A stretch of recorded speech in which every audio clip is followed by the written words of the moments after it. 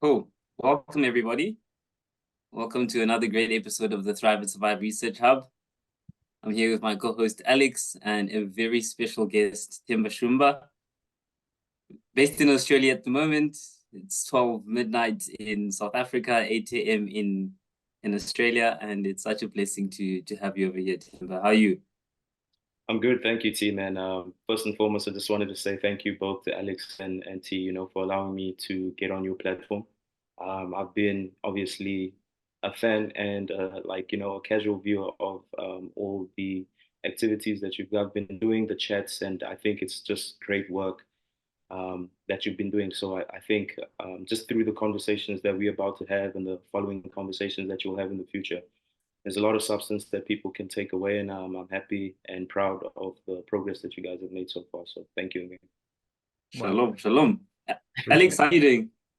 Beautiful. Very highly caffeinated for a midnight session. But yeah, I'm super excited. I mean, this is our first international podcast guest, so making moves. And yeah, I'm looking forward to the conversation. Cool.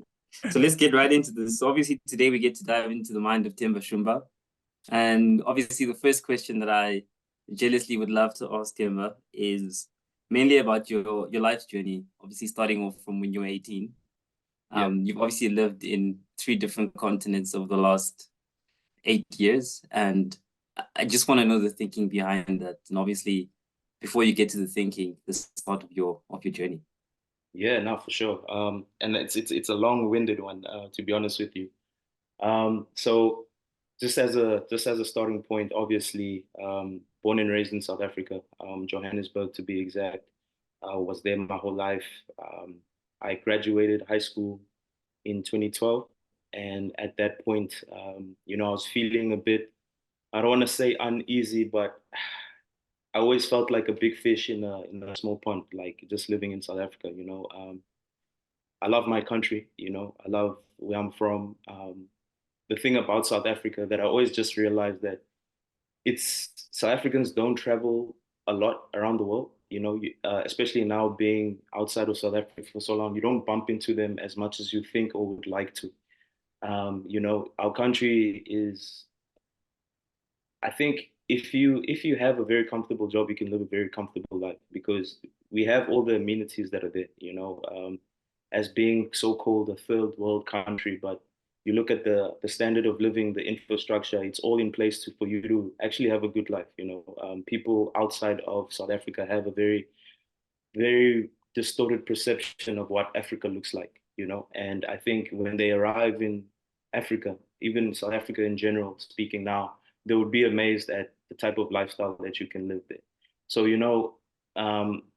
at first glance, when I was obviously living in South Africa, I realized that like people don't really move around as much.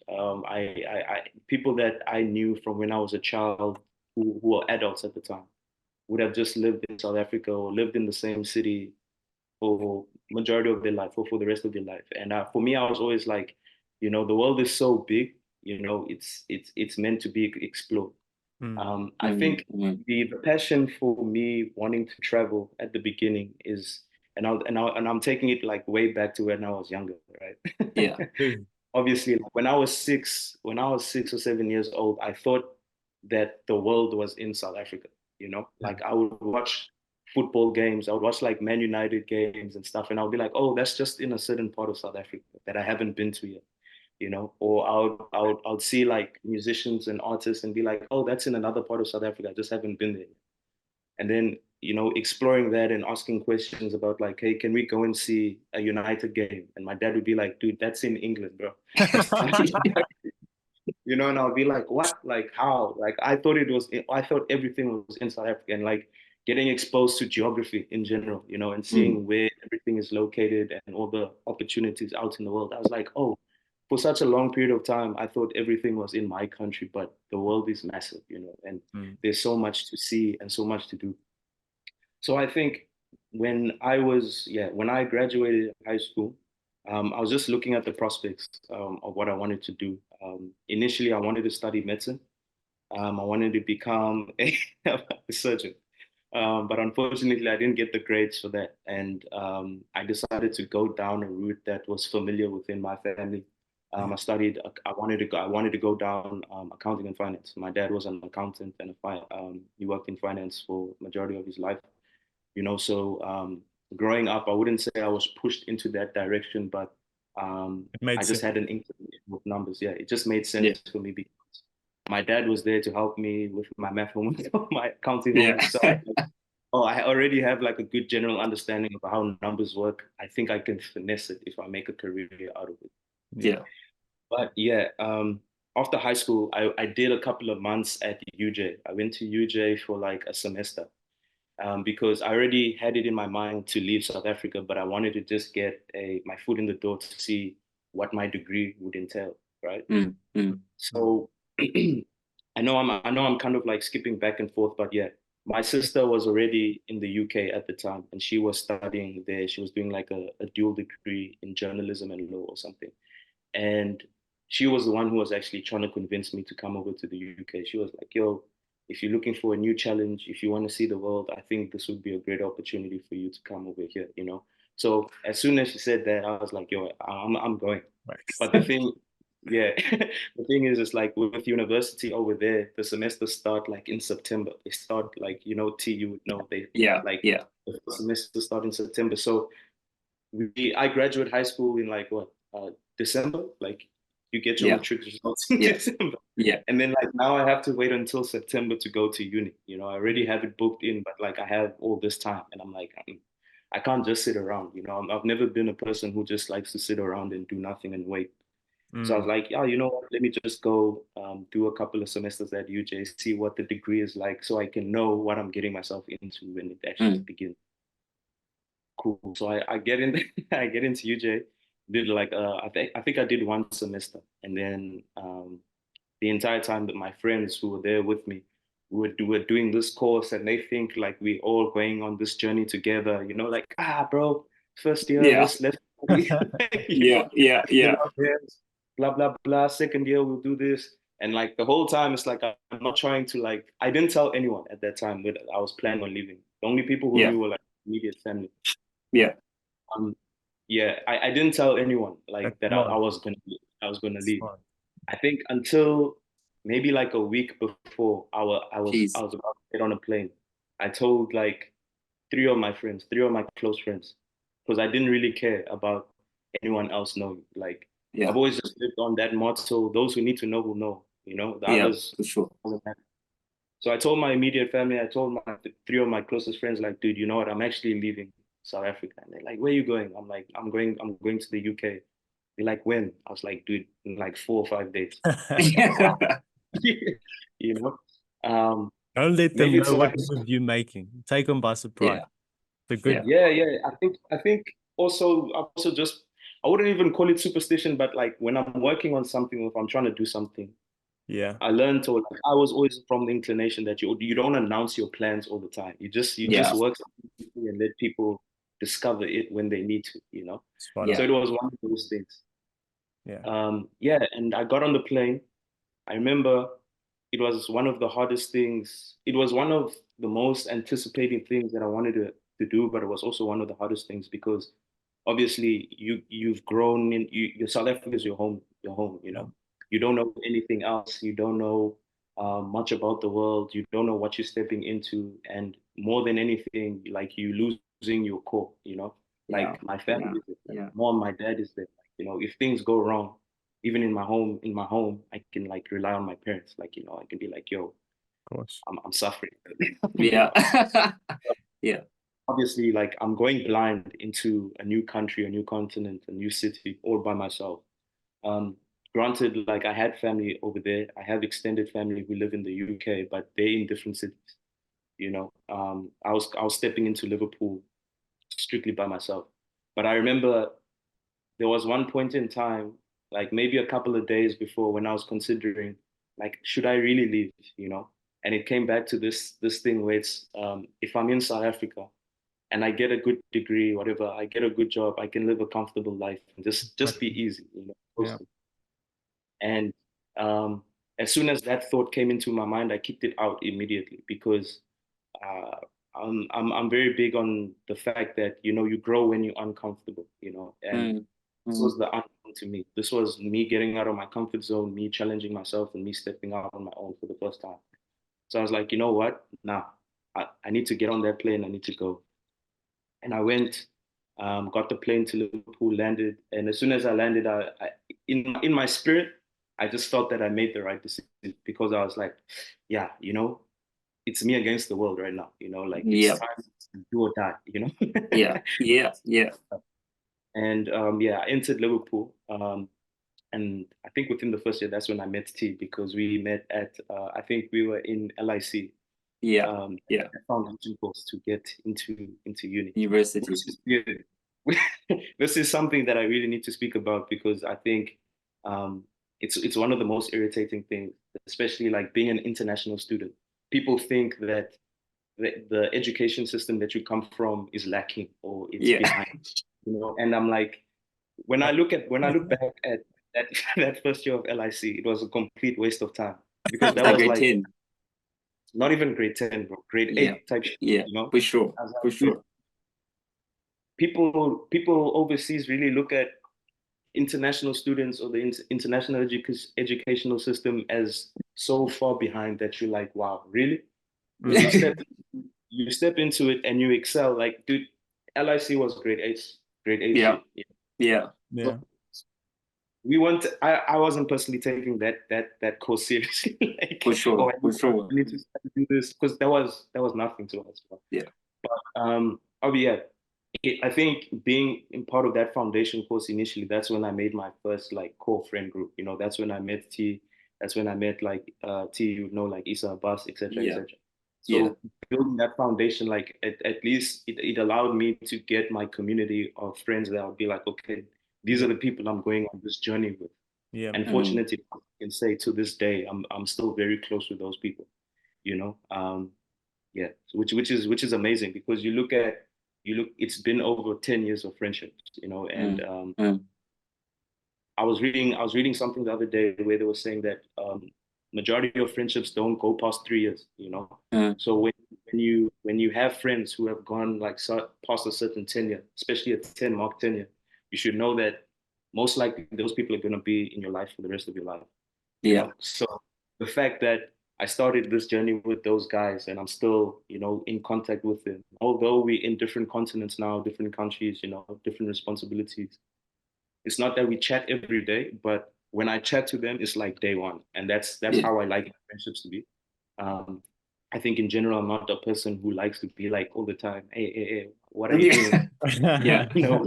You know, like go live life, achieve something, go through something, and then we converge at some point in time, and then like we talk about, you know, that's where the knowledge exchange comes from. 100%. Yes.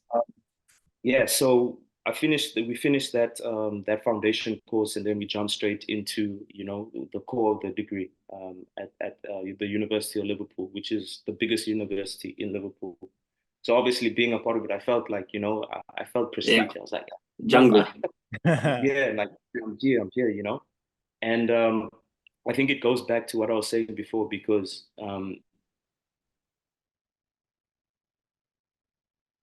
Oh.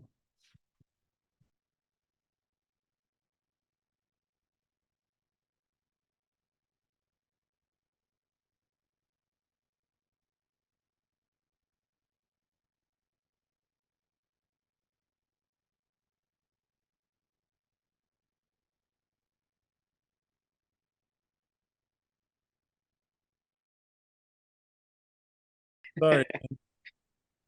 Can you hear me?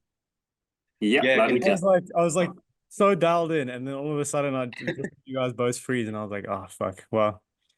No, it's all good, all good. Yeah, we're still recording though. So this train of mine. you were talking about Liverpool, University of Liverpool. Yeah. So just backtracking, I was saying that, you know, the most intelligent people that I've met through my tenure of living overseas have always been international people. And, you know, I was saying that when I was living in England, when I was living in Australia now, yes, I do have friends who are Australian, who are English, you know. But I always just had an inclination to be around people who were international, because in a way they understood my struggle of being in a foreign land. So they understood like the day-to-day struggles that we go through, like having to pay like your fees up front and so much at a certain time, like visa issues, like just coming from like a hustler mindset where it's like I have to make something of the opportunity that I have, you know. So I always just gravitated towards that, because I think people who were born there didn't understand maybe the opportunity or the certain perks that they get, you know, from just being where they're from, you know. Yeah. So I think that's just something that I really gravitated towards too, because I learned so much from these people, you know. One of the things that I can point out is like language, you know, and culture, you know, being around these people, like at least now I can say I can speak 6 languages and I can greet you in at least 10, you know, and it's all because these, what a yes, flex. it's all yeah. It's all because of these interactions that I value, you know, because you know, one of the most powerful sayings that I always held dear to my heart was from Nelson Mandela. And he was saying that if you speak a language a man knows, it goes to his head. But if you speak a language a man understands, it goes to his heart. So I was always like, and it's so true for me, because even if I can greet you in Arabic and I can't speak the language fluently, but the fact that I can greet you with it, you can be like, oh man, this guy is cultured, or that here opposed to just, hello, how are you? So I always wanted to connect, you know, I always, whatever it is, whether you are Chinese, whether you're Russian, whether you're Brazilian, whatever it is, I just always wanted to connect with people. That's I felt like that's been my superpower my whole life, is being able to connect with people. And through language, that was one of them that I found that was like my go-to at the time. Yes.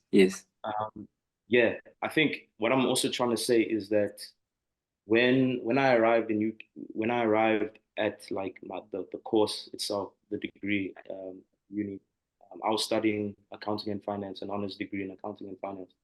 And because I had done that first semester at UJ, like when I entered the course my first year, I was like, dude, I know this shit. Like, you know, I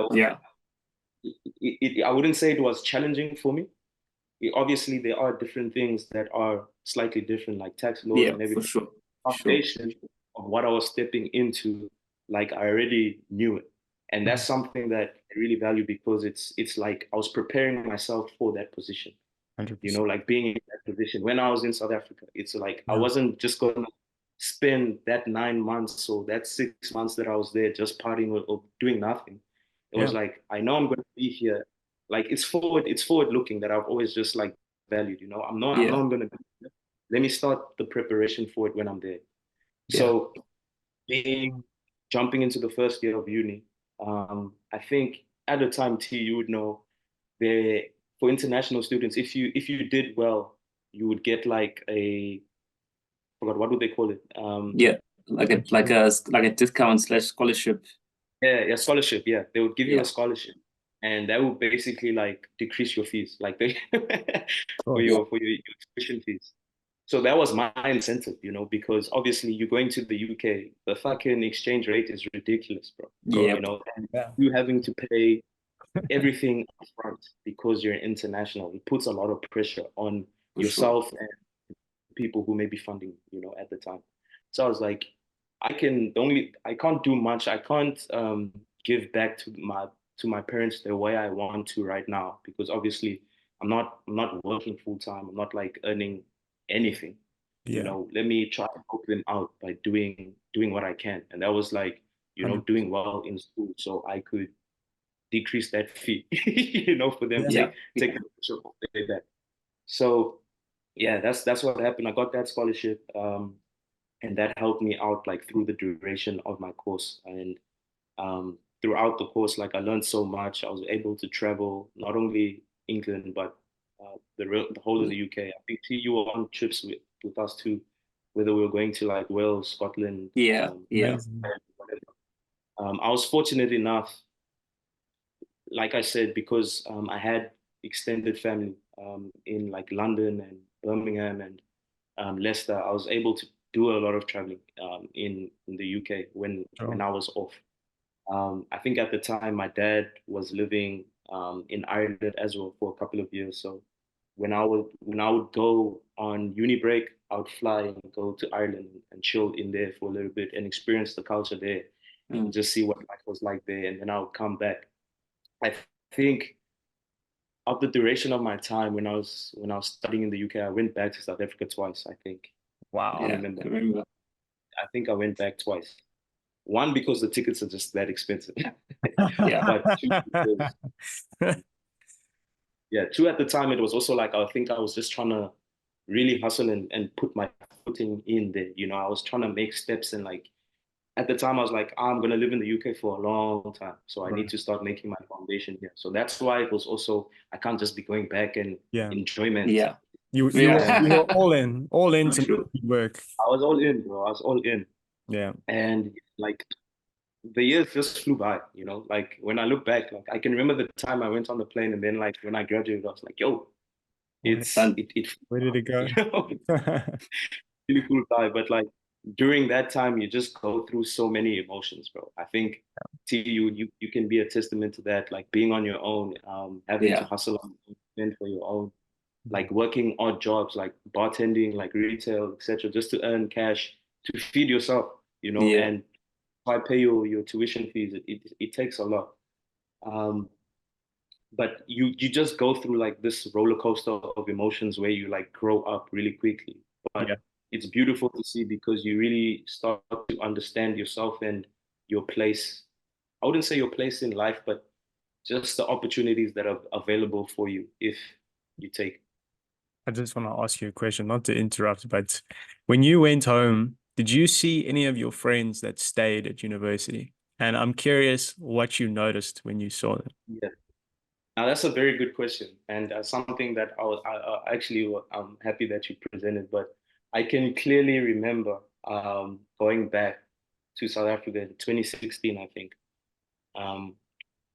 and I think J. Cole had dropped J. Cole had dropped his album 2014 Still Strive. Yeah.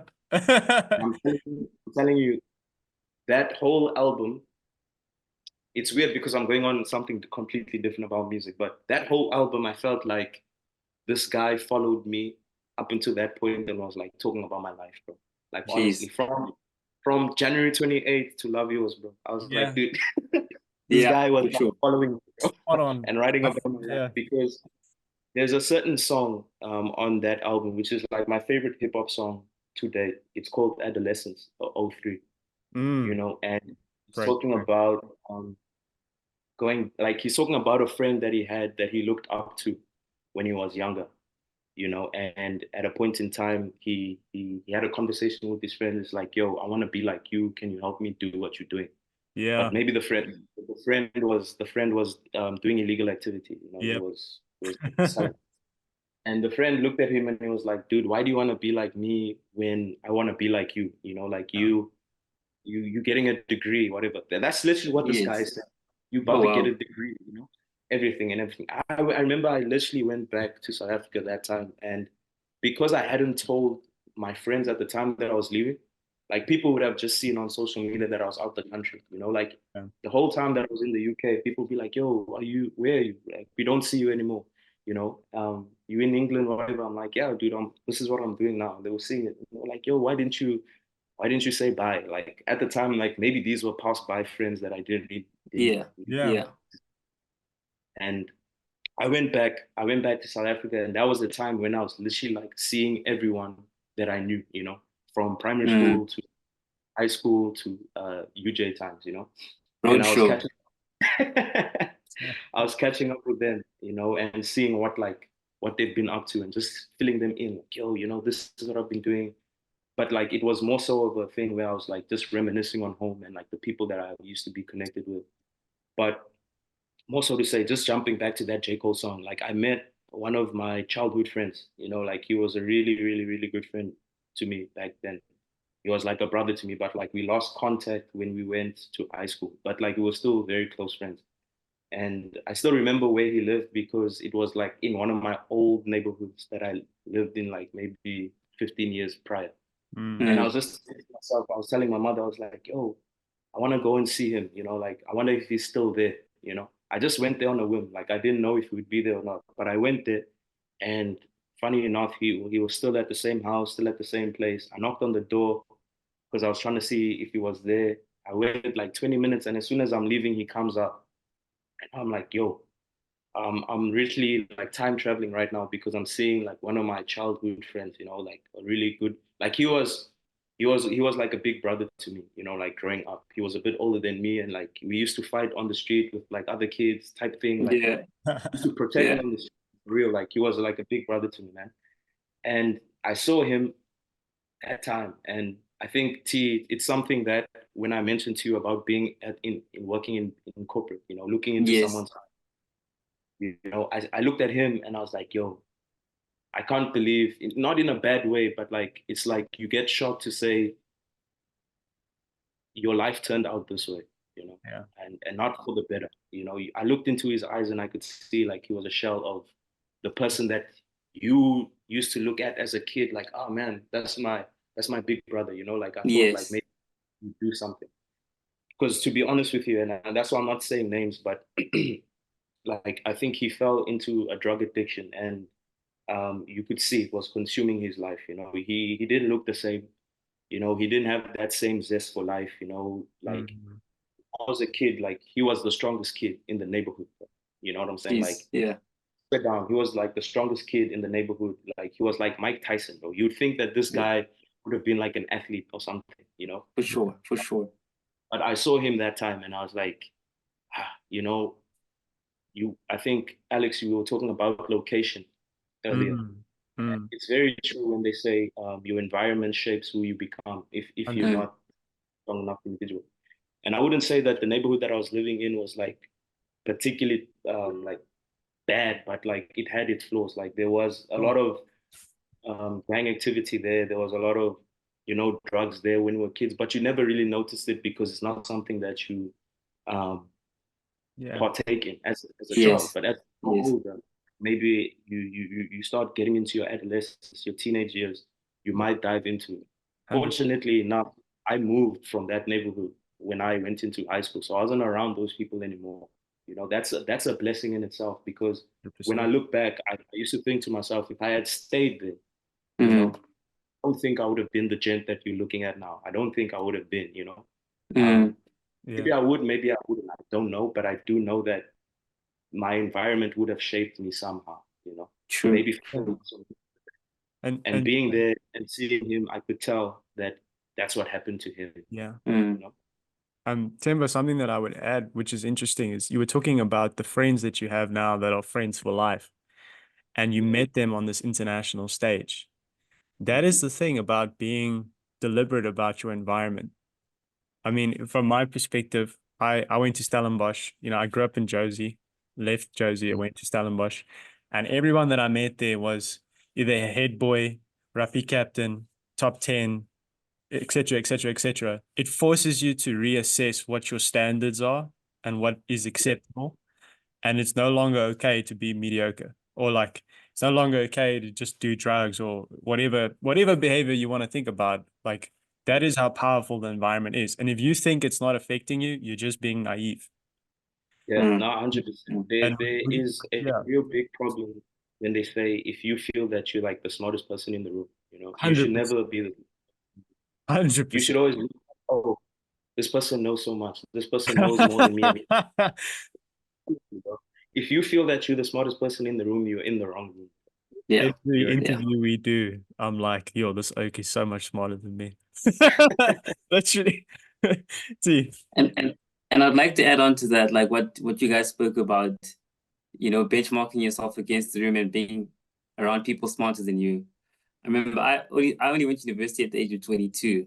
Mm. And I remember the one day walking into the room at Themba, Isa, and everyone was like, "Yo, how old are you? How old are you?" And I said my age. And everyone was like, "Geez, bro, you're old," you know. What But happened? yeah, but at the same time, I felt so privileged that Yeah, yes, I might be older, but I looked at everyone else around me and was like, "Wow, these are really smart kids." And I'm in just the because right. I'm older doesn't mean I'm smarter. Yeah. And Timber's younger than me, Alex, you're younger than me. but it just goes to speaking about environments and being deliberate about where you want to be, because where you want to be determines where you're going to go. So I think that's a very good point to mention. Then I really like the analogy you used about going back to your old neighborhood, Themba, and then benchmarking where you could have been should you have not, through the universe, left that environment. Yeah, even having this conversation now, it's taking me back, because the constant theme that I always recognize, like going back there, I think this was during my second stint coming back into South Africa when I met up with my childhood friend. But I was just traveling back to my old neighborhoods where I was staying at, you know. And one of the first places that I lived at was in Berea, in town, you know. Jeez. My parents and I and my sister, we were living in, you know, that Vodafone flat. Yeah, Hunty Tower. Yeah, we were living in that, and I went back there just to check it out, you know. And obviously, I was a bit younger at that time, but I just looked at it and I was like, this place is the same. The people that I remember who were there are the same. Yeah, you know. sure. I went back to my other neighborhoods where I was living. I was like, nothing has changed, you know. yeah. Jeez. People who still used to run the tuck shops there are still there, you know. The pothole that was in that field is still there. You know, that random dog that just chases people is still there, you know. Everything. And this was in a span of like 4 or 5 years. And I was just like, nothing changed. I met up with my friends, and it's not me downplaying them, or you know, but Yeah. I could tell that nothing had changed. Mm. And it's funny when you get taken out of your home or somewhere that you're so used to, you come back, you realize how much you've changed opposed to how much the actual location has changed. And that, you know, being back home in 2017 at that time, when I had graduated uni, being back, I was like, nothing has changed here. I really made the right decision, like leaving, you know. For sure. And For sure. at that time, when I had graduated, I was coming back to South Africa to I was on holiday, because I remember I was planning on doing my master's at that time. But yet again, you know that the semester start later in the year. Yeah. You know, so I was like, I'm not gonna just sit at home and do nothing again, you know. I have this degree now. I have this paper. Let me see if it works, bro. You know. Yeah. And the very first job I applied for a job at PwC, you know. And coming from, Alex, you would know this, coming from an accounting and finance world, the big four is like where you want to land up, you know, where it's where people convince you that If you you're want to be there. ambitious, that's where you go. Yeah. It's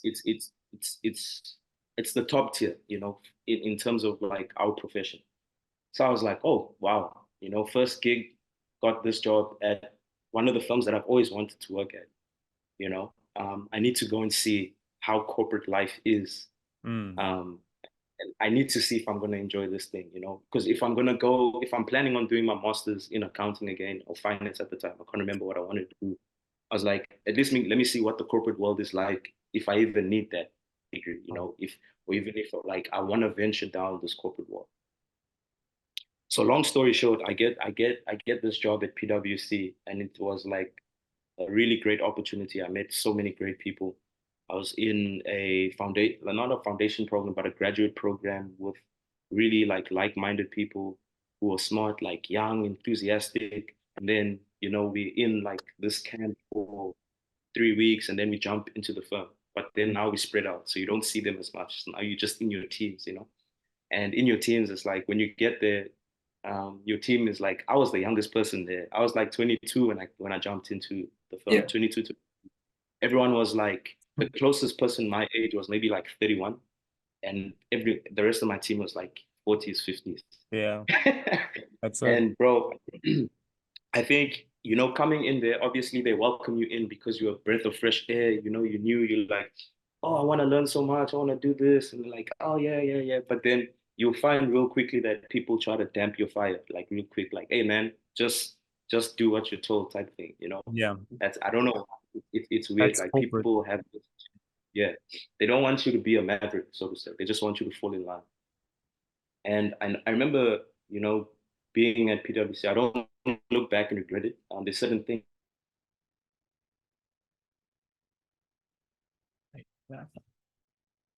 Not again.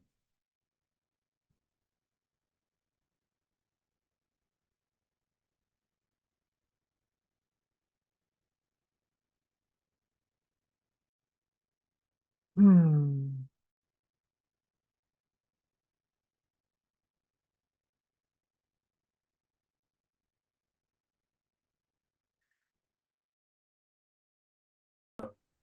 All right. Please continue. Cool. Yeah. So I Boy. think, Tim, I think you can start from the part where you spoke about doing things that your cohort were not able to do. I was really hungry, man. Like, stepping into that firm, I was really hungry to make a name for myself or just do things that weren't conventional for people my age, like being a dad or a consultant. I ended up doing things that my cohort weren't able to do during my time. Like knowing the African lead and the CEO on a first name basis. They knew my name. Like I Yep. knew a lot of the partners in that firm on a first name basis. Um, Being on that prospectus, being on programs where I was like, that was my first introduction to like mentoring, because I would go to these schools I think we went to like Princess and other schools like that, and we would mentor kids who were coming into matric, who were doing matric and wanted to do was figuring out what they wanted to do afterwards. That was my first introduction into like mentoring and like teaching and stuff. But yeah, I was able to do a lot, I feel. But in the same breath, being around people who are way smarter than me, who have accomplished a lot, I could also tell there was a point in time where I felt just like the people I was around, just got stuck there. Like either they just ended up doing something that they weren't too interested in, or just got stuck into, but then didn't have the courage to step out and do something else. Yeah. And I say this to say because the team that I was in, I don't know if I should say my team, but the team wasn't my discipline. It wasn't my discipline. And cool, I was making okay money, not really for a graduate, but like to me it was like Yeah, Yeah. you're a graduate, like any money is great. And at the time, my parents are entrepreneurs, so it's not like they get like a paycheck every month. Sometimes things are high, sometimes things are low. Yeah. And I can remember when I was working, a good portion of my money I was using to help my family. I felt like I was giving back for everything that they were doing for me. So I also felt like a need to. It's like I felt like I had a family without actually having a family. Like I didn't have kids, a wife. So that wasn't my responsibility, but I still felt responsibility to take care of my parents. So that also like gave me that need to stay in this job and like just continue because I need to help them during like this time, you know. And I think there was one point in time I was having a conversation with my mother, and I was like, Ma, um, I don't want to get stuck into working into this place if it's not what my heart is telling me that I need to do. I don't want to be stuck working in a field that I have no necessary interest in or don't see like a concrete future in. Cool, I can wait here, be here for 5, 8 years, reach a certain level and make some really good money and be comfortable. But then at the end of the day, I feel like I would have wasted those years because I wouldn't have been true to myself, you know. And I was afraid to have that conversation with my parents because coming into it, obviously, like um, was fortunate enough to graduate from an international university and come into an established global firm. Like outside looking in, someone looks at you and like, oh, you're winning. 100%. Like you're winning. And that's what like the perspectives of even like my friends were looking at me like, oh, dude, like because I think even at the time, the people that we graduated with didn't get jobs. Yeah. As soon as they get out of uni. Even now, like it's hard to get a job. 100%. Yeah, for sure. For sure. It's hard. So like when you get that opportunity, and you want to let it go, people will look at you like, Brian, are you stupid? Crazy. Like what's wrong with you? Like, yeah, like you not see what's in front of you. And it's like no one knows you better than yourself, so you have to Yes. listen to your gut, because that's what's going to drive you. And I had that conversation. It was a hard conversation with my parents, but I was like, dude, I don't think I'm supposed to be doing this. There's something else that I feel like I should be doing. And I remember at this time, my parents were like, my parents have always been supportive of what I want to do. They've always been like, yo, if your heart is telling you this, I don't want you to be an unhappy child. You need to be happy with your life, do what's best for you. Like, amazing. I'm going to support you in everything you do. And I'm very,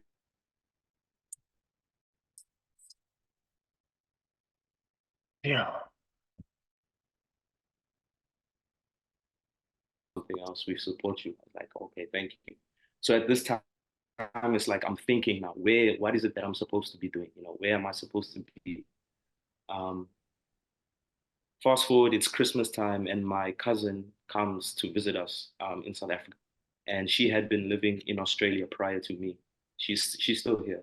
But she came and she visited us, and she was telling, and I was telling her about, like, yo, you know what? I wanna leave South Africa. She's like, yo, come to Australia. It's like, come to Australia, you'll enjoy it. There's opportunity there. You might like it, etc., etc. And for me, for such a long time, I was so dead set on the UK. To go back, but then also part of me was like, I conquered that mountain already. I felt like, because I knew everything there. I was like, man, I conquered that mountain. I need a new challenge, bro. And fuck it, Australia, let's go. Let me. Your family's crazy, bro. You guys are all over the place. Ireland, dude, nomads. You're literally conquering. Nomads, bro. I'm a very what do they call it when you don't think? It's like it doesn't take you a lot to react. Yes. Spontaneous. Yeah. Or... Spontaneous person, but okay, let's go with spontaneity. But if I'm spontaneous like that, I was like, you know what, Australia, let's go. I'm gonna go there. And part and parcel of why I had left PwC as well is because I think for a long time, T, also I was having that conversation with you. I was trying to get a professional qualification in my field, and I wasn't working in my field. And my department, so to say, wasn't like supportive of me trying to get that qualification. And even if I did try to get that qualification in South Africa, it would kind of entail me doing my whole undergrad again in South Africa. And I was like, I'm not going to do that. I just did this shit. For sure. Not again. Of rands, to get this. I'm going to get it again in South Africa. For sure. I was always looking at, like, if I do go back to tertiary education, I need to get a surplus of what I already have. So the only thing I didn't have was a master's degree. So at that time, I was like, okay, cool. If I'm going in Australia and I want to get this professional qualification, let me go down this route again of tertiary education. And I went and I pursued my master's degree in professional accounting.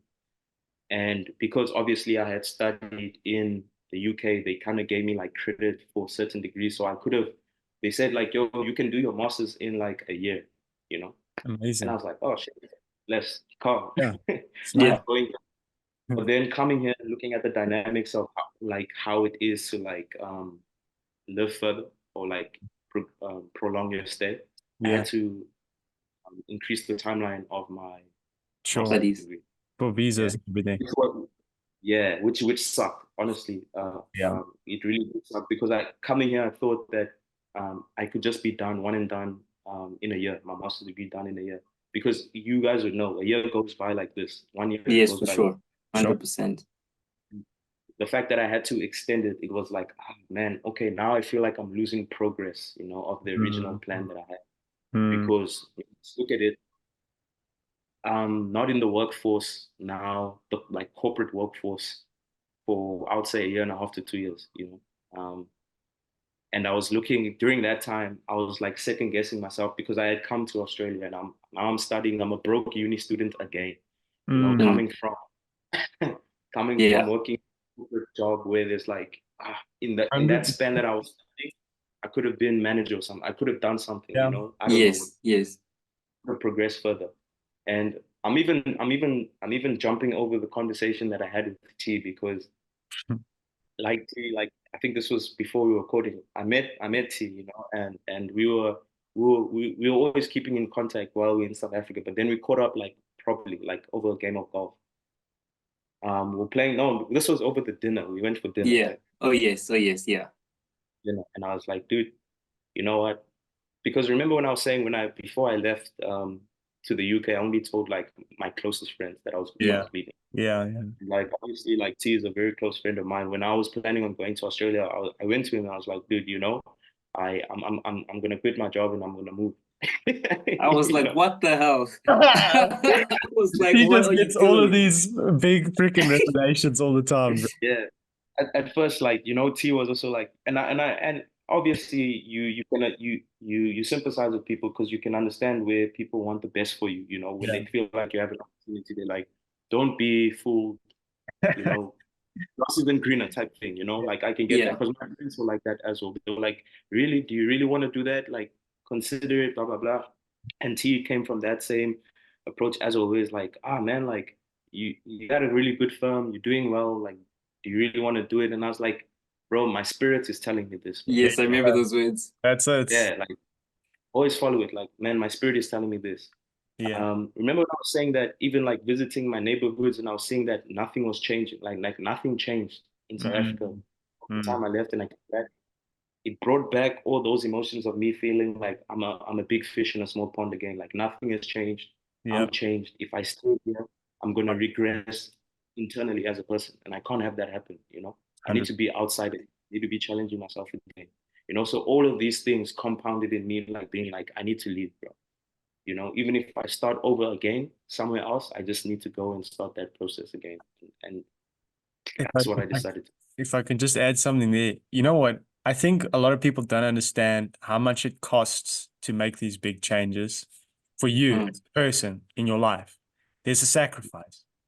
And it looks very adventurous from the outside, Themba. You look like this explorer, and people just all excitement and adrenaline and momentum, but it is sacrifice. Looking at your peers and being like, oh, there is a security there. There is a certainty, especially in the finance world. You know, it's very linear. It's like, okay, do X, then you get Y. If you stay here for 2-3 years, you will get that. And that is a nice, you know, like one of T's best sayings is the biggest obstacle to a great life is a good life, right? You see people, they have a good life. But I mean, you obviously have this internal voice in your spirit that's telling you, I want a great life. Good's not good enough. It needs to be great. You know? So I wanted to highlight that because people are going to watch you and they're going to hear he's going to the UK, he's going to Australia. It sounds like a very sexy life on the outside, and it is cool, but it comes at a cost, you know? For sure. And I'd like to add on to that a nice quote that I like that I think suits the stories. Goes like, a great man is always willing to be little. And like one thing about Tim and I, every time we catch up, we always catch up in points where we're going through pivotal stages in our lives. And I can confidently say that every time Tim and I catch up, he's about to take a risk. He's about to take a risk. It's either he's going to move there or move to a new city, but it's always aligned with his spirit and his gut and his feel. And that leads me on to the question that I want to now ask you that goes into the non-fluffy stuff, you know, in making all these transitions that you took and the risk that you took came survival, you know?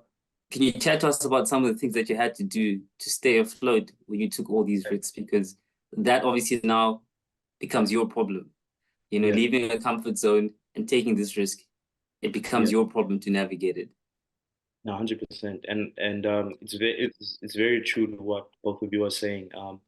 From the outside looking in, like even when people would see what I was doing, they're like, oh man, it's a very glamorous or adventurous life. Like, oh, everything is smooth coasting. The fact that you can do this must think that everything is going well. You know, and it's not like that. You know, there's a lot of struggle that goes on behind it. You know, a lot of sacrifice, like you said, that goes on behind the scenes that people don't see. You know, it's weird. One of my favorite animals in the world is a duck, right? And people are like, why do you like ducks so much? And I'm like, it's not the anatomy of the the animal itself. It's how you perceive them, right? Because when you see a duck swimming on a lake or whatever, you just see them gliding, you know, you see them smoothly just gliding, like effortlessly, just moving, you know, coasting, navigating the lake like the back of their hand, you know. But underneath the water, they don't see how hard the duck is paddling. For so sure. it's like that iceberg effect where people see the iceberg, they don't see the lower half, like what's going on behind the scenes. And definitely like taking these risks, you know, like moving by yourself, going to these countries, these continents by yourself, like coming to Australia, I knew no one. I didn't know a soul. You know, like my cousin lived in Perth, but Perth is like also, if you're in Australia, you would know that like Perth is like another part of Australia that no one, it's like another world, bro. You know, it's so far away from the rest of the major hubs, you know, in Australia. So coming here, I didn't know a soul, bro. And it's like I'm starting all over again.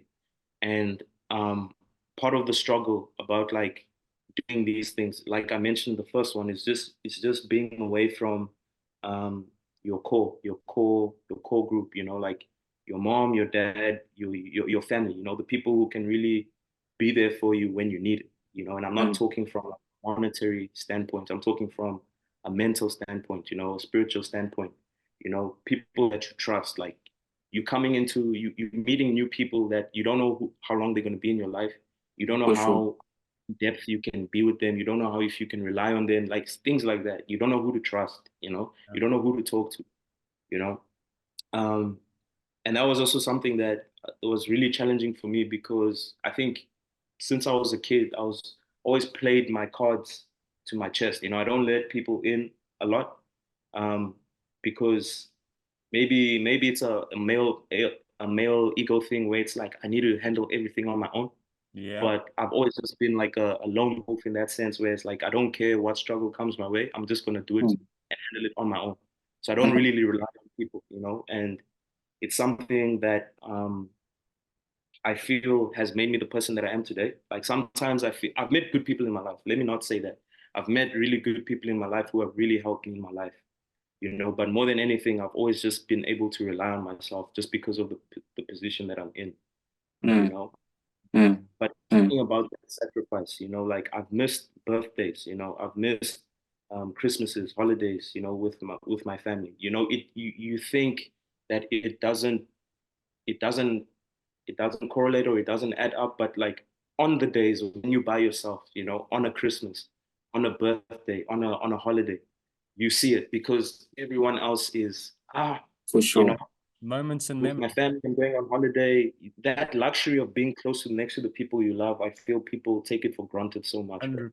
You know, because nothing is granted. Like we don't know what tomorrow brings, you know.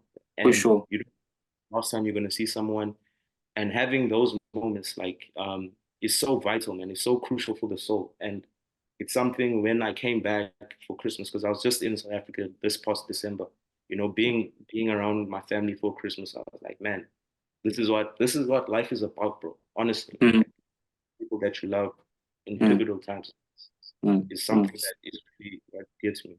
Well said. Well said. And I liked how you answered that to lead me on to my next question. So I'm going to bundle these two questions in one. So the first one obviously is I just want to know what your life philosophy is. So what drives you? What keeps you going? What has led you to living in 3 different continents in less than 10 years? And then second to that, I just want to know what your thoughts are on the journey versus the goal.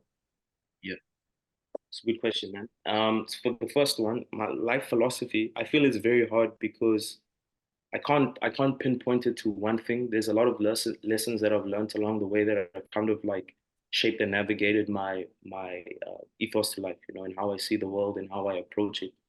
Um, one of the best things that even you told me to yourself, like it's a saying that I literally remember and hold on to myself like to this day. I remember you said, keep the main thing the main thing. And that's like for such a long time, like I've always held that, you know.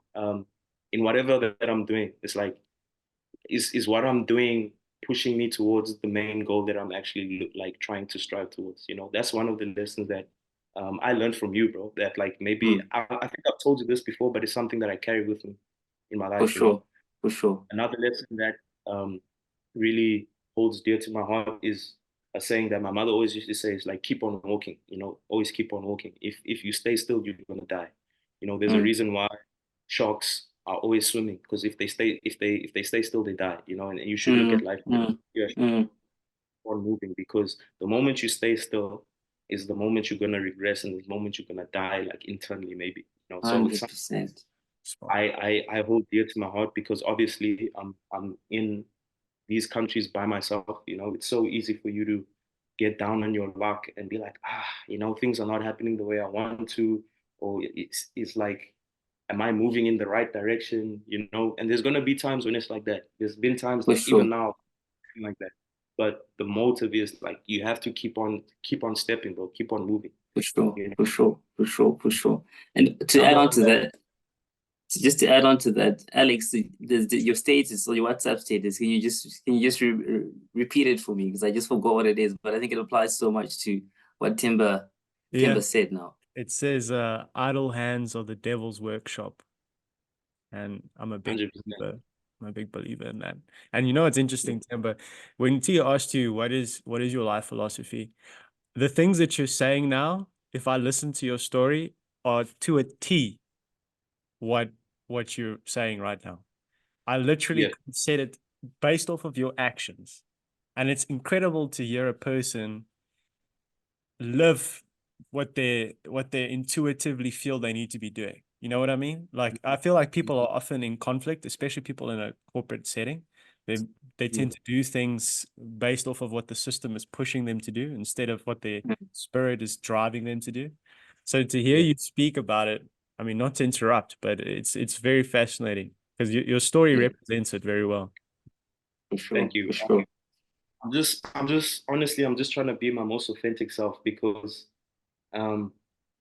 there's another lesson that I also really do hold dear to my heart, and those two, the one is like to keep on walking, and the other one is let go and let God. You know, I think growing up, I always used to be someone who tried to take control of everything. I always felt like I needed to be aware or control of everything, and because if I can see the steps of where I want to go, then it's going to make the journey so much easier for me.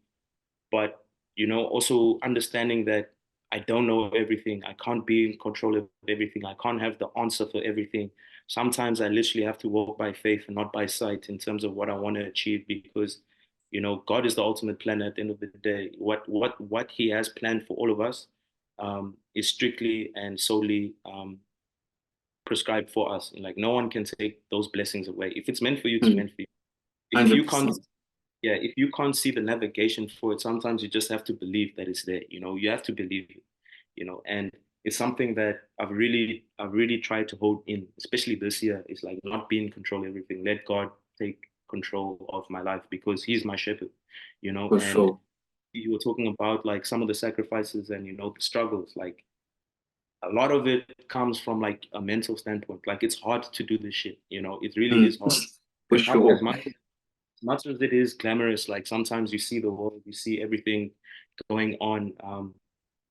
I won't tell you. I've never been depressed in my life, and I don't think I can, I don't think my spirit would allow me to be, you know. But I've definitely been down, you know, like down on my luck, like in life, and down mentally, you know, where I could see like, yo, man, life is tough, bro.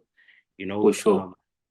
people have it rough, you know, and if you let it, like life will beat you up and beat you down, like till you, For sure. if you let it, you know. Um, but it's weird. I always welcome those moments, you know.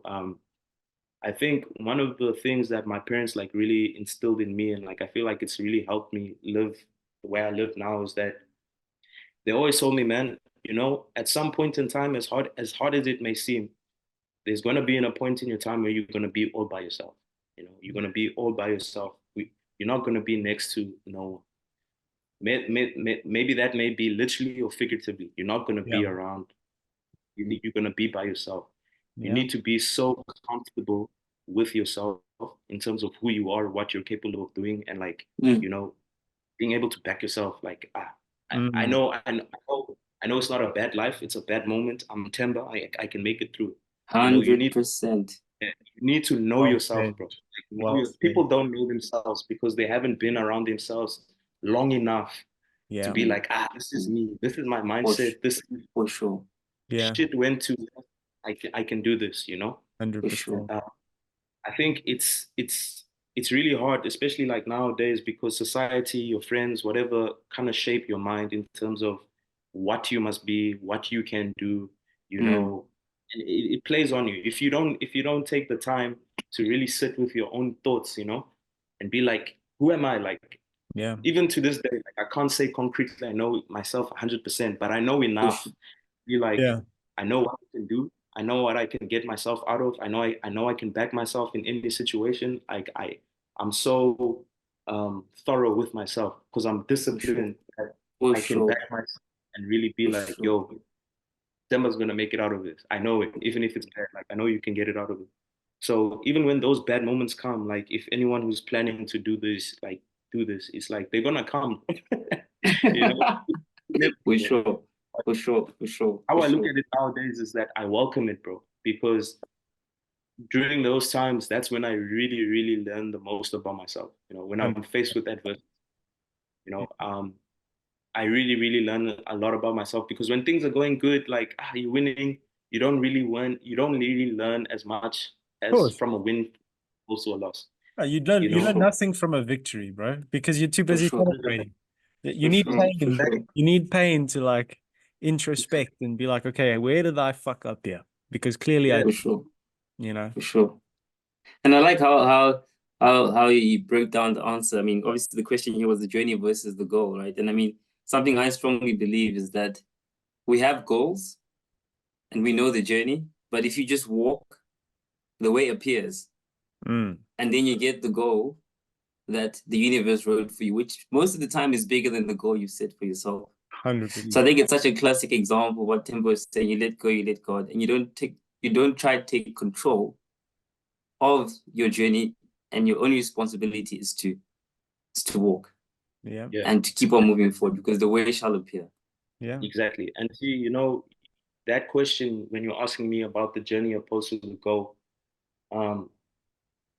it's something that I've learned along the way that more so than anything, I've always had a picture in my mind of who I wanted to be and who I wanted to become. You know, I have these goals set in my mind, but for a long portion of the time, I was more so infatuated with the goal opposed to the journey. I was like, the journey sucks. It's rough. It's tough. But retrospectively looking at it, I've fallen in love with the journey more so than my infatuation, so much more, especially now, because even going to university, having that goal of, I'm going to graduate, get this degree. Oh, you get the degree, now what? You're like, what am I there? You know, like you want to work at the firm that you've always wanted to work at. Yeah, you got that, but what else? You know, there was always more to it than the goal itself. You kind of look back and you reflect in a more positive on the journey. Like how we were talking, like meeting the friend group that I had, like going through these experiences, that was what shaped me. You know, that's what made me opposed to just getting the degree. You know, so 100%.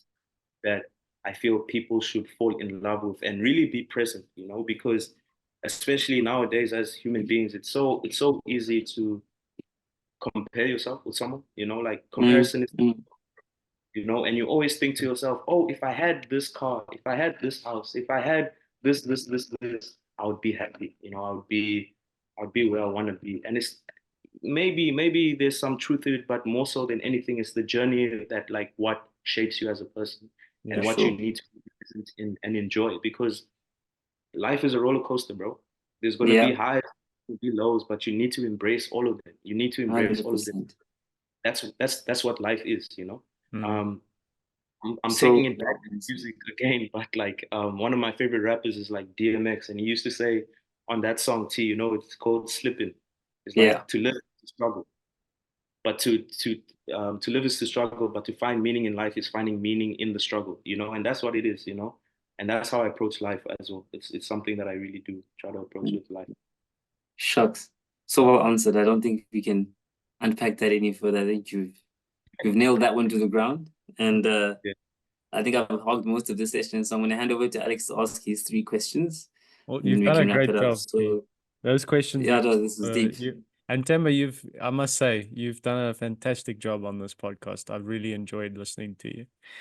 But the one question that I really want to ask, it's if you think back to that young man that was leaving home for the first time, with the benefit of hindsight, what advice would you give him? What would you have done differently?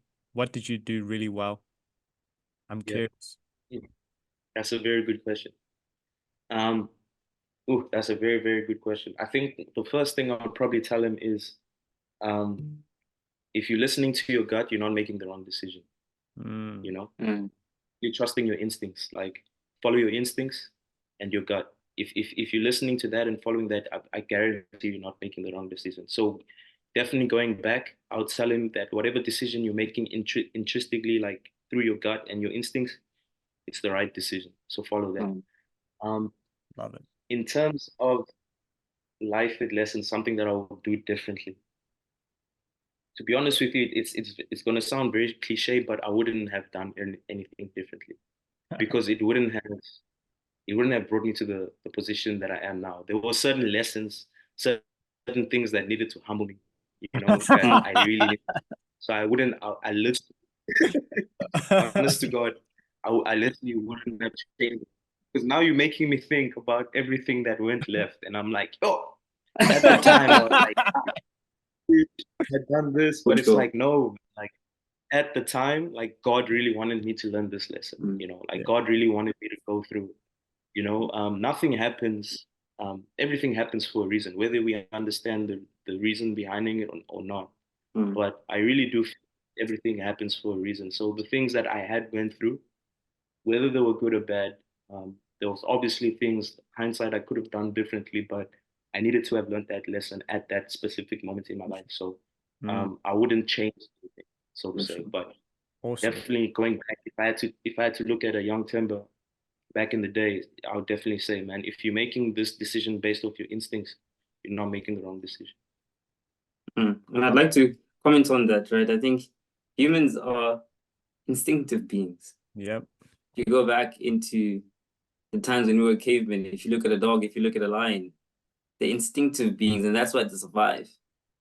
And I think a very good classic example of what Themba has done, he's lived a life that is guided by his instinct, which is fueled by your intuition. And your intuition is linked to your spiritual being.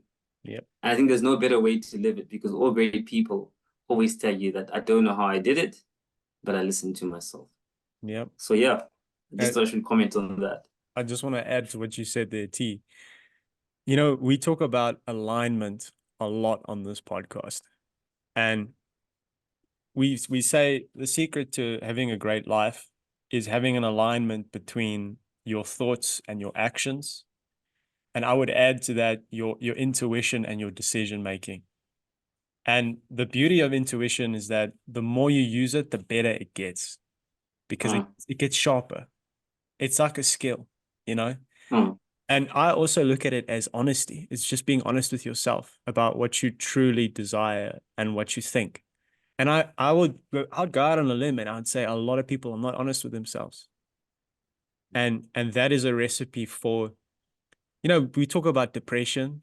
I'm not a big fan of labels. And I think people often limit themselves with labels. They put themselves in a box where they just say, I'm a depressed person, or I'm a this, or I'm a that. And it's a very dangerous game to play, because you've now taken a temporary state and you've made it a permanent character trait. Yeah. It's far better to say, I'm adventurous. I'm like Tim. I'm a guy who needs to challenge myself. I'm a guy. These are empowering labels. For sure. So I think you're a guy who's very honest with himself, Themba, if I listen to what you say. And I'm curious, is that something that you picked up from your parents? Was that like an individualistic trait, or where did you learn that? That's a really good question. And when I'm thinking about it, I think it's something, I would definitely align it to my childhood and how I was brought up, I think everyone in my house my household, you know, from my sisters to my parents. We're just very honest people and open with each other. Like if we, Yeah. and I think it's something that I think whoever is my friend as well, they can tell it about me straight away, because Yeah. it's something that has helped me when going back to connection. You know, remember when I was saying that I like to connect with people? Yeah. And the easiest way to connect with someone is just to be honest, you know, like Mm. if you're not being on a front, you know, then it's really for real, because like people live different. They wear masks every day, you Sure. know, Mm. they'll put on to conform to somewhere else, or like to be part of a group. But I never really wanted, especially with people that I feel like are gonna be in my life for a long time, I never really wanted to put a mask on Mm. anything. And I'm gonna be as authentic as I can in anything that I do. And I think growing up, bruv, my parents were very honest from the get-go, bro. My sister was honest from the get-go. We were just that people where it's like if you're being honest with someone, because it means you love them, you know. Yep. And Exactly. something that my parents were very honest with me, and like talking if I did something or I needed to hear something, whether I liked it or not.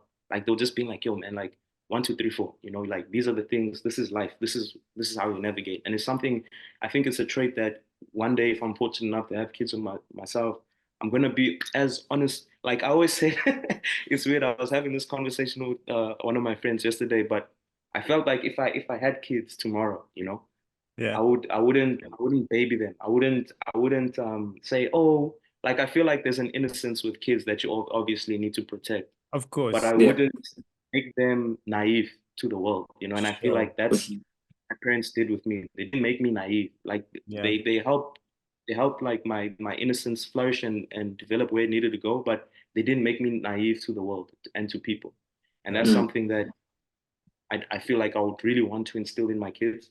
But that honesty factor that you're talking about, yeah, definitely comes from my home setting.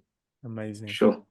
And Amazing. I'd like to add on to that, yeah, and I think this is something I learned from my parents as well. And it's something that's not part of my character. My parents always used to tell me, because I never had a lot of birthday parties in my life. And they always used to say to me, celebrate yourself. Mm. Why do you need a crowd to celebrate? Celebrate yourself. It's yours. All right. And when you're able to celebrate yourself and celebrate your achievements, then you are able to find delight in your own joy and delight in your own achievements. And because of that, you don't need anyone to validate your accomplishments in order for you to feel good. Oh, And I think it goes back to what Themba was saying about parenting in such a way that you are not naive to the world. And not to go too much in my personal stuff, but like that's why I dodged my graduation. Themba will tell you I disappeared before my graduation because I was like, fuck this, like I feel happy in myself, and I'm going to celebrate myself. I've celebrated, and I'm going to go home and hustle and have a wedding. Same thing, but like I think it comes from that um, self validation to yeah. celebrate yourself before allowing others to celebrate you to make you feel good. This is so important, T, if you think about it, because especially today, you know, Themba, you spoke about it earlier, the social media era that we're living in. A lot of stuff can feel so performative. A lot of people are performing a role. Like you said, people wear a mask, which is such a dangerous game to play, because if you have a whole group of people performing a role and influencing each other, no one is actually being honest and authentic. Yeah, It's so dangerous. And you know it, I don't know if you said it on the pod or if you said it before, where one of the things that drove you in a different direction from a traditional corporate life in South Africa was looking at the people 20 years ahead of you and thinking yeah, that's not really a life that I want to have. I can yeah, relate to that. That was my same journey. I feel like in that corporate environment, because people are so plastic and so conforming, they're living a very unintentional life. And then they're all externally motivated instead of internally motivated, right? So it's Yeah. like I'm doing what the firm wants me to do so I can get a promotion. And the firm is just mm, a group of people, if you think about it. So it's a very scary concept where you are literally outsourcing your major life decisions, your behavior, your whole being to a group of strangers who really don't care about you. You know, they just care Yeah. about their agenda and their, which is normal. It's a there's nothing wrong with that, but I'm just saying a person has to be very conscious of that, I would say. Yeah. 100%. 100%. You hit that straight on the head. And that's how you die inside, right? Yeah. Yeah. That's how you start to die inside, and that's how you lose touch with your intuition. That's how you lose touch with your passions, right? And I think that's why you should never let your passion die, because your passion will never allow for you to confirm, to push an agenda that's not aligned with your purpose. And I think true passion will always allow for you to get rewarded with what your purpose wants for you to get. And if the environment is not going to enable you with that, the universe will guide you out of it. If the environment is enabling for that, because of your authenticity and your genuine passion towards contributing to that environment will grant you the reward you seek. Well said. Now that you brought up the subject of passion, it's a great segue into my last question. Themba, it is obvious that you are a person who's well versed in hip hop and rap. And T was telling me that one of your passions is music. I was wondering if you could maybe speak to that in terms of like, how did you find your passion for music? What is it about music that you find brings you joy? And what are you currently doing in terms of that? Yeah. No, thank you for that, man. And like you did mention, music. I wouldn't even say music itself, but just the creative arts, it, as an entirely, is a passion of mine. I think when we talked about honesty, you know, and I feel when you're creating, you're such in a vulnerable space where you can't help just to be honest, you know, like something is like is one of the most purest forms of expression.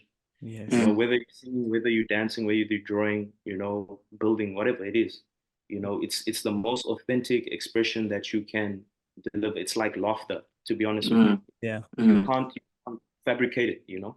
Yep. And that's why I feel like it's a passion for me. It's something that keeps me sane because um, I think we talked about the fact that I've always been a person who learned vicariously through other people. I felt that I didn't necessarily have to make mistakes that someone else has made to learn from. And to be honest with you, a lot of life lessons that I've learned have always been from music, you know, because like I said, it's the most authentic and purest form of expression that someone can deliver. So when you're listening to someone who's really talking about life, and I'm not talking about like the music that just you listen at parties that to create the atmosphere. I'm talking about real artists, you know, or who really are saying something, you know, really talking about life. You learn from it because they're being honest, they're being themselves, you know, and you learning vicariously through other people's journeys is just something that you can take away and be like applying to your own life. Like this is a knowledge exchange.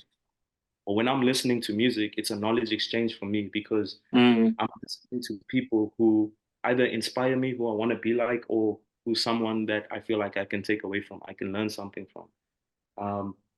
But it's just going back to that expression, like, you know, I don't know, like as a kid, music music and sports were the always things that I've always gravitated towards, always loved a lot. Like I love competing in sports, you know. Um, so I get my competitive nature from doing sports, but like from music, I think music is the one thing that has always made me be like a inquisitive mind, like someone who's adventurous. Like I always learned that through music is because even when I'm making music right now, it's like I'm always thinking, how can I make it better? What can I do to add here? What can be different? You know, so it creates that um, thinking in your mind of exploring creatively. So it kind of like expresses that in your life as well. Yep. The fact that like I'm like, oh, I've never been to Japan. I want to go there and see what's there. You know why? I just have this mindset, this inclination to do it.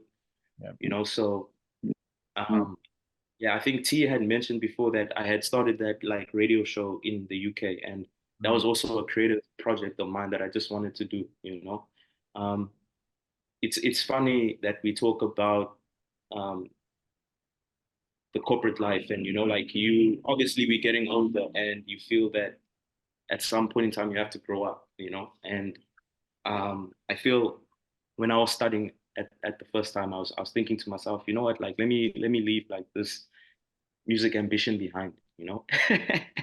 And that was more so because I was so fixated on a goal of what I wanted my music to do, more so than just enjoying like the process of making music in itself. 100%. You know, I was like, let me leave it behind. Let me try to be an adult and be like a, you know, quintessential, yeah, I get my degree, I get a job, white picket fence, whatever, blue, blue, shit like that. You know, like I'm saying, I was like, nah, man, like, that burning desire in my heart never left me, bro. It never I was as like a kid in primary school, a kid in high school, a kid in uni.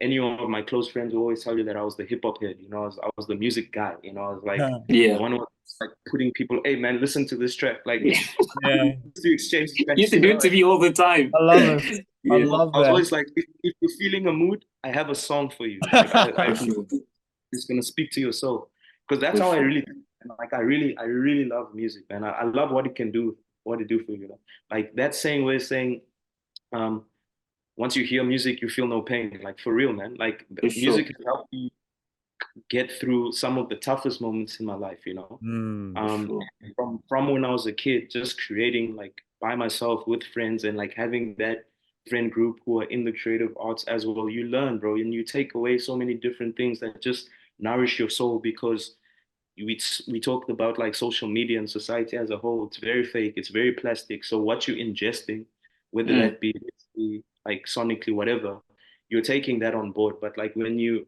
you're around creative people, like I mentioned before, it's such an authentic and honest expression that you can't help but take those good vibrations, you know, with you, because you carry it with you.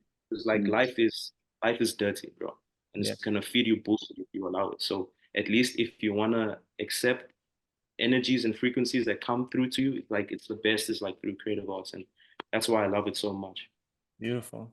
And I want to comment on that. I like the fact that you mentioned frequency, right? Music is frequency. Music is vibration. Yeah. And then if you look at like cultures throughout all time, music was a very instrumental part of certain celebrations, certain communications with the gods, and even certain big, large events. I mean, no event today globally happens without some sort of music playing, right? And there's a quote that I actually have in my diary. Funny enough, I was reading it today. It's a quote by Plato, and he says here, music and rhythm find their way to the secret places of the soul. And in doing so, they are able to change the vibrational frequency in which you exist and live. Wow. So when you were speaking about that, I was just like, wow, this is so sublime, because I think music is one of the secrets of life. And music also allows for you to connect with people. Like if I look at my relationship with you, Themba, and my relationship with you, Alex, one of the things that connects us is tracks.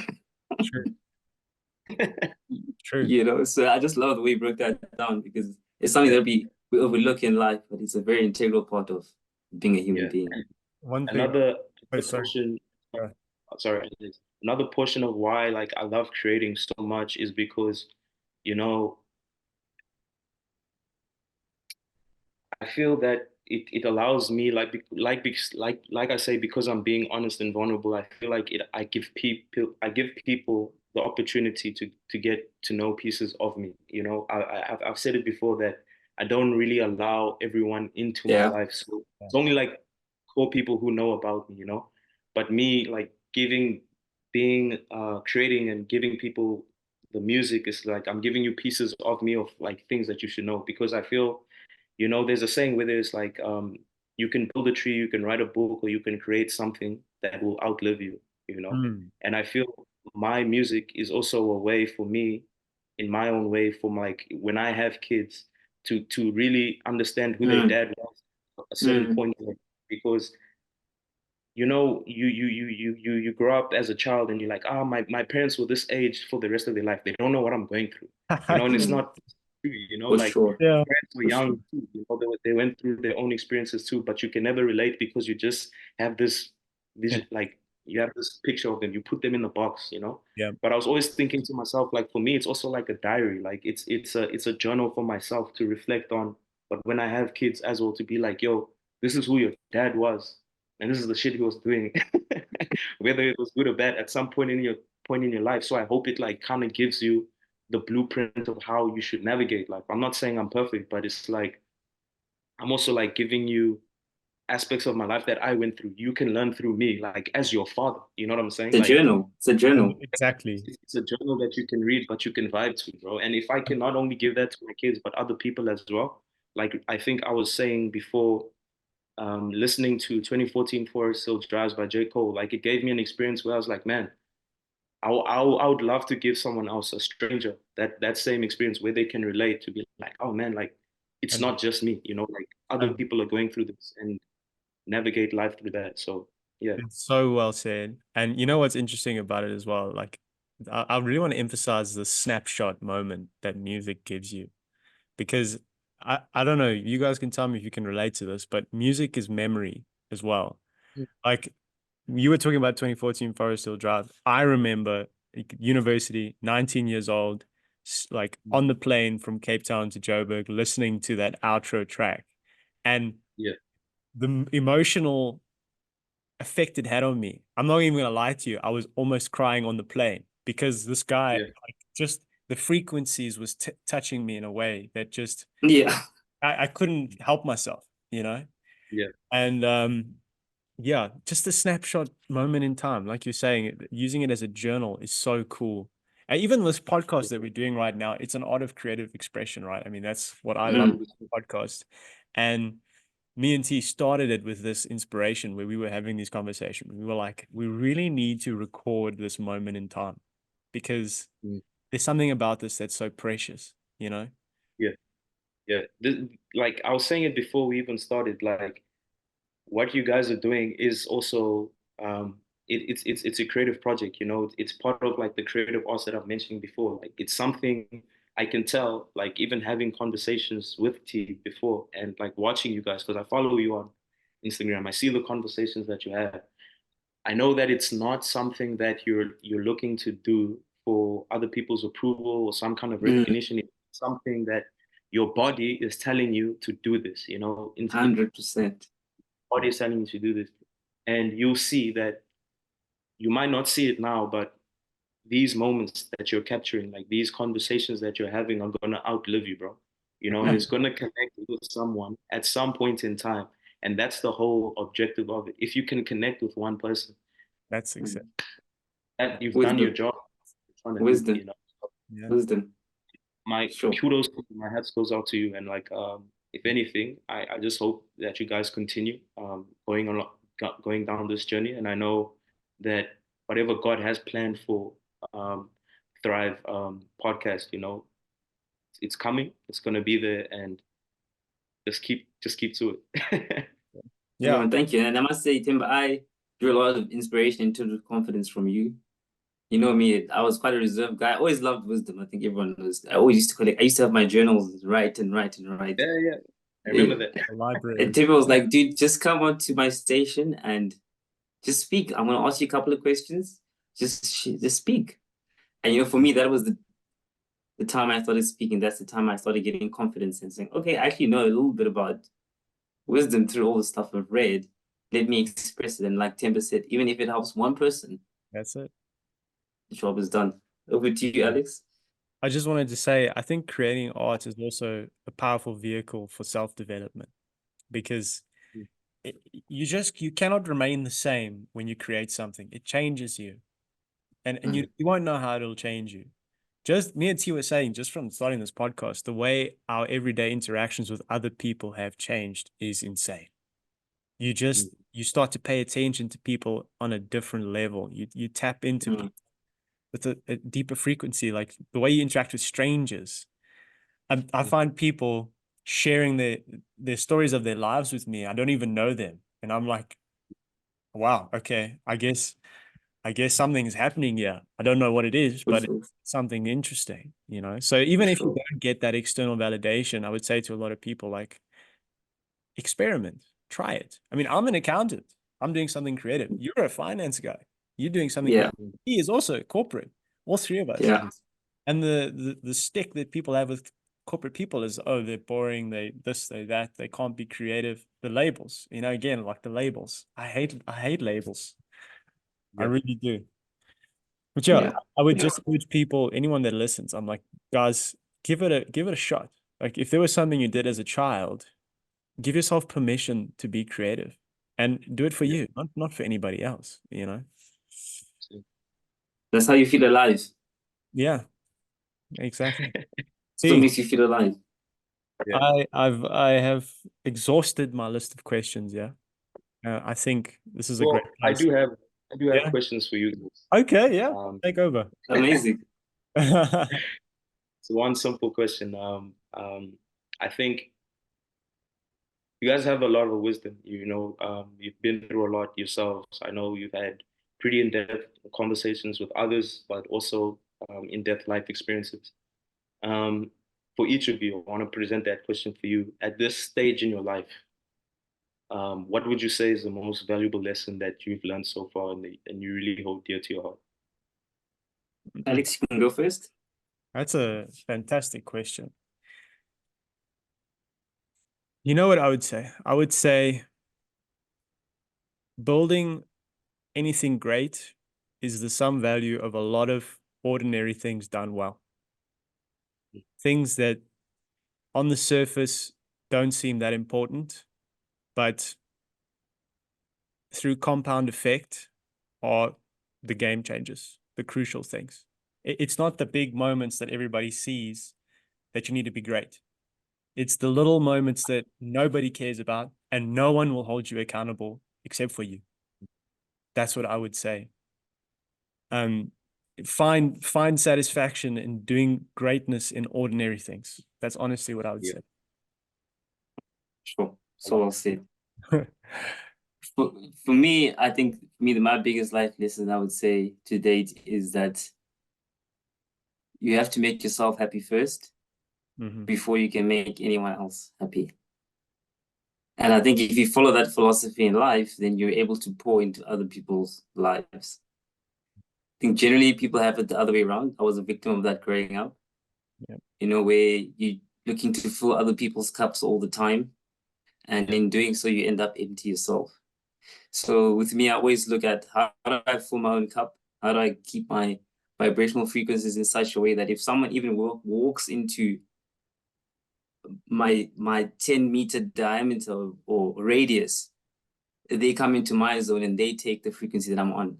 And yes, there's people who are on a higher frequency that I am in than me, that I walk into their zone and I elevate. But at minimum responsibility, my vibrational frequency should lift others up. And that's why I enjoy being around you guys, because you guys have this elevated frequency that when I step into, I feel like I'm floating. And I think for me, that's been the biggest life lesson. Fill your cup first before you can fill anyone else's. Right. Love that, man. So it's really, really good two lessons, man. I'm gonna take away as well.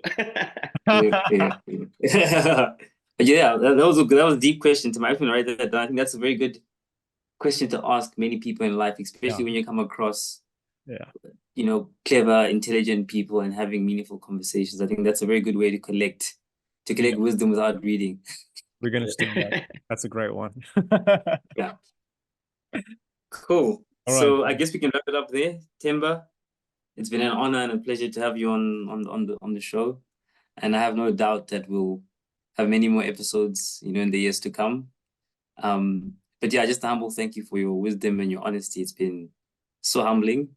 And yeah, I mean, I've known you for such a long time, but there's parts of you that I got to know of today that I didn't know existed. So yeah, thanks for the honesty. Thank you. And like I said before, Alex, like I feel what you guys are doing is amazing work. I really do appreciate you even considering coming onto your platform and speaking. I just feel, honesty to God, I'm no one special. I'm just myself. And like I'm saying, this knowledge exchange that you guys are sharing with the world, I feel like will go a long way. So the fact that you consider even me being on your podcast, on the podcast, is something that I'm very humbled by, and I've learned a lot from you as well. You know, even having to reflect on my own life as opened up my mind again. And like I said, being around like-minded individuals, it just kind of helps propel me and anyone else, I guess, who's listening or hearing us at the moment to God's plan. So thank you. Well, Shalom. Alex, any closing words from you? Yeah, you know what? There's one thing I would say. There's something that myself and T say a lot. Is that often it's ordinary people doing extraordinary things.